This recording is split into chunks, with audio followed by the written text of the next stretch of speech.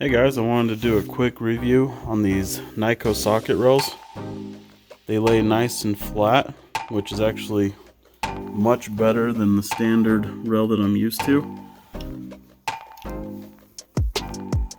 All of the socket fitments are interchangeable. So as you can see on this rail, I have 1/2 inch as well as 3/8 inch. It's also interchangeable with the 1/4 inch stuff. I was way too excited to use these rails, so I didn't do a review on them before I opened them, but they're just absolutely gorgeous. And you can pick up this 3-pack with the 1/2 inch, the 1/4 inch, and the 3/8 inch for $25 on Amazon. That's pretty hard to beat. I'll have a link to the product in the description below in case anyone's interested. Not that I can do much to these Neiko rails, I think they're going to hold up just fine, but if you want to see me put the Neiko sockets through some abuse, please check out my YouTube channel at Baker Rebuilds.